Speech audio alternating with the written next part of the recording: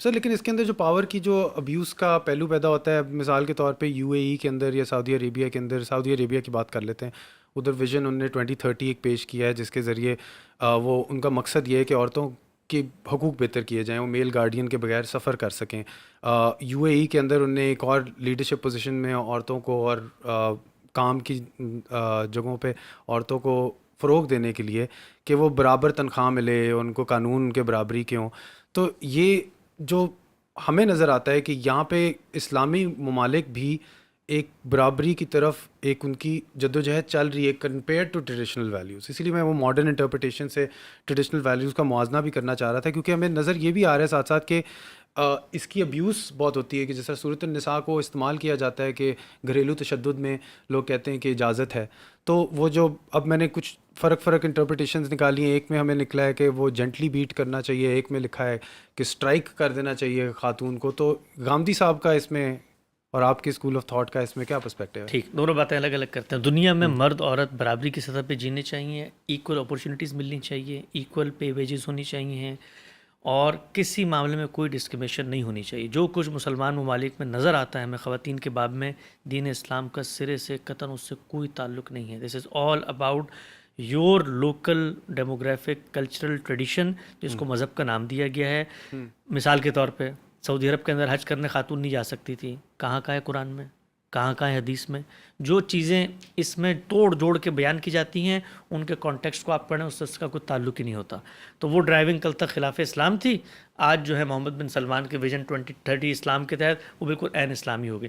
These are all human interpretations of religion, اور ہم ان کے بارے میں یہ کہتے ہیں کہ ان کو ریویو کرو، ان کو دین مت کہو بھائی، یہ تمہارا کلچر تھا، تمہارا ٹریڈیشن تھا، تمہاری سوچ تھی، تمہاری خاص دور کے اندر پیدا ہونے والی فکر تھی، اس کو مذہب کا نام دے کے دنیا میں مذہب کو بدنام مت کرو۔ تو اس کو تو الگ کر لیں۔ اس میں جتنی ریفارمز ہونی چاہیے وہ کم ہیں۔ ہمارے معاشرے میں خواتین کے ساتھ جس سطح کی ڈسکرمنیشن کی جاتی ہے، نو ڈاؤٹ وہ یعنی اتنی ہولناک تصویر ہے اسلامی ممالک میں خواتین کے ساتھ معاملات کی، جس میں ہمیں شرمسار ہونا چاہیے۔ اس کے برخلاف آپ دیکھیں جو سوشل سائنسز کا ریولوشن آیا ہے ویسٹ کے اندر، اس میں جس طرح امپاور کیا گیا ہے، اور اس امپاورمنٹ سے خود عورت مضبوط ہوئی ہے تو خاندان مضبوط ہوا ہے، بچے مضبوط ہوئے ہیں، معیشت مضبوط ہوئی ہے۔ تو وہاں پر تو ہم نے کام کرنا ہے۔ آپ نے ایک اسپیسیفک مسئلے کے بارے میں پوچھا ہے، نہیں پوچھتے تو اچھا تھا لیکن چلو پوچھ لیا ہے۔ لیکن خیر ویسے بڑا مشکل ہے آج کے دور میں، کوئی تھپڑ مارنے کے بعد آگے سے آدمی کو دو چار اور لگتے ہیں، تو یہ زمانہ چلا گیا ہے اس وقت کہ آپ مار کے بیٹھ گئے۔ اچھا، اس میں بھی ایک چیز آپ ذہن میں رکھیں، مرد کو جب پاور ملتی ہے یا کسی شخص کو بھی پاور ملتی ہے، کچھ پاور کی ڈائنامکس ہوتی ہیں، اس میں کچھ ابیوز ہوتا ہے۔ مثلا میں آپ کو بتا سکتا ہوں، میری بیگم سائیکالوجسٹ ہیں، وہ ویسٹ کے اندر کام کرتی ہیں۔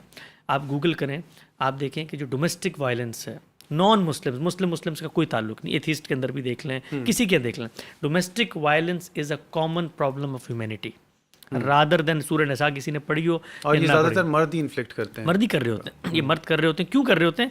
اتھارٹی کی وجہ سے کر رہے ہوتے ہیں۔ بھائی اتھارٹی جب آتی ہے، آپ کو ملک میں اتھارٹی مل جاتی ہے، آپ دیکھیں کیا کرتے ہیں حکمران، کیا کرتے ہیں، یہ بادشاہ کیا کرتے تھے، قرآن پڑھ کے کھانے کھنچواتے تھے؟ نہیں، یہ پاور کا ابیوز ہے۔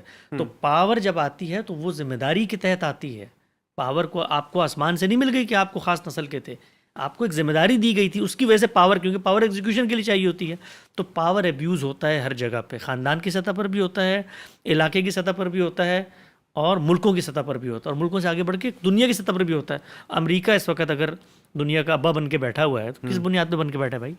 ہمارے یہاں کے مسئلے ہوتے ہیں، وہاں سے بیان آ رہا ہوتا ہے، اس لیے کہ پاور ہے۔ تو پاور ایگزیکیوشن ہر جگہ ہوگی، اس کا فیک استعمال بھی ہوگا۔ تو دنیا میں جو تشدد ہوتا ہے، ایک پہلی بات تو یہ ہے کہ صرف سورہ نساء پڑھی بھی نہیں ہوتی لوگوں نے، سچی بات ہے، کیونکہ اگر پڑھی ہو اس میں تو مارنے سے پہلے کے بھی کچھ سٹیپس بیان ہوئے ہیں، وہ بھی فالو کرنے پڑیں گے نا۔ تو پہلی بات یہ ہے۔ دوسری بات یہ ہے کہ اللہ 3 سٹیجز ہی ہیں نا۔ ہاں، 3 سٹیجز ہیں۔ اللہ تعالیٰ، آپ ان آیتوں کو پڑھیں، ہم صاحب کی تفسیر کھول کے پڑھ لیں، اس پر میں بڑا تفصیلی کام بھی کیا، خلاصہ 1 منٹ میں صرف بتا دیتا ہوں میں۔ اللہ کے نزدیک خاندان کے ادارے کی اتنی ویلیو ہے کہ وہ کہتے ہیں کہ یار اس کو ٹوٹنے سے کسی طرح سے بچا لو۔ کیوں ویلیو ہے؟ اس لیے کہ ان کی جو تخلیقی اسکیم ہے نا اس دنیا میں، جو کچھ اللہ میاں نے کرنا ہے وہ کروانا خاندان کے ذریعے سے ہے۔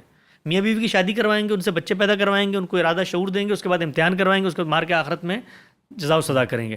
تو خاندان ان کی اسکیم کا ایک کروشل پارٹ ہے۔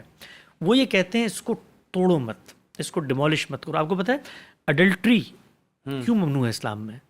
خاندان کا ادارہ ہے خاندان Christian کے اس Island. لیے Yeah. کہ جس وقت میں ایک نفسیاتی وجود رکھتا ہوں نا، میں اگر آزادانہ جنسی اختلاط کر کے ہر جگہ منہ مارتا ہوں، کل آپ میری شادی کر دیتے، میں وہاں پر کنفائنڈ رہوں گا؟ نہیں رہوں گا. تو وہ جو بچہ پیدا ہوگا میری اس کے ساتھ کوئی ایموشنس کی کنڈیشننگ ہوگی نہیں. تو اللہ کو یہ پرابلم ہے. ایک موقع پر اللہ تعالیٰ یہ بتاتے ہیں کہ نیوسنس پیدا ہو جاتی ہے، ہر جگہ ہوتی ہے، ریاست میں بھی ہوتی ہے، خاندان میں بھی ہوتی ہے. نیوسنس ایک جرم ہے، اور یہ کس کا جرم ہے؟ اللہ کا جرم ہے. اللہ کو نہیں پسند یہ. اللہ کہتے ہیں کانسٹیبل نے ہاتھ رکھ دیا تو تم نے رکنا ہے. اگر تم پرائم منسٹر بھی ہو، آپ وائلیٹ نہیں کر سکتے اتھارٹیز کو. اختلاف کریں، غلط بھی کرے گا میں اختلاف کروں گا. خاندان کے ادارے کو بچانا چاہتے ہیں، اپیل کر رہے ہیں قرآن میں.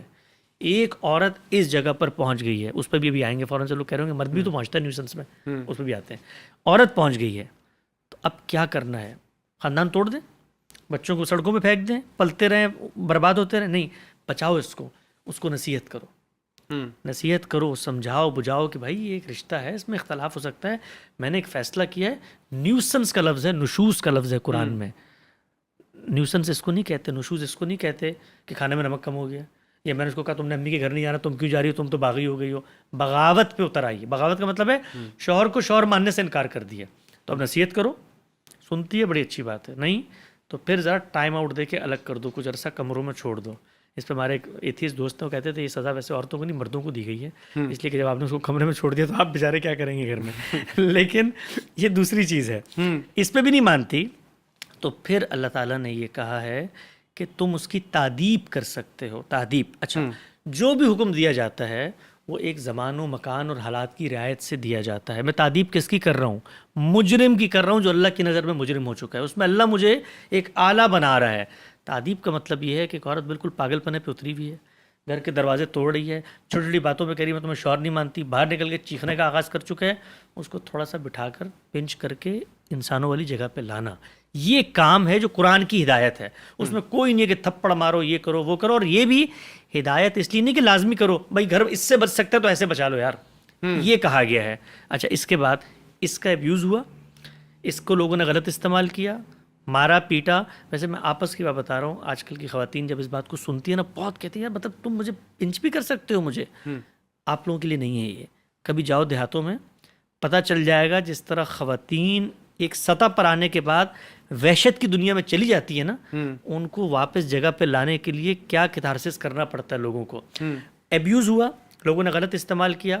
خود قرآن یہ کہتا ہے کہ جب کسی کی ایک تلفی ہو، جانور آپ لوگوں کے خلاف زیادتی ہو، آپ انٹرفیئر کر سکتے ہیں. تو ہمارا نقطہ نظر یہ ہے، اللہ کی ہدایت تھی، ایک کانٹیکسٹ میں تھی، ایک حکمت کے تحت تھی، لازم نہیں کیا گیا. میری ثواب دید پہ ہے، میں بیوی بھی نیوسنس کر رہی ہے، کل کہوں گھر جاؤ مجھے 3 اسٹیپ فالو کرنے کی کوئی ضرورت نہیں ہے.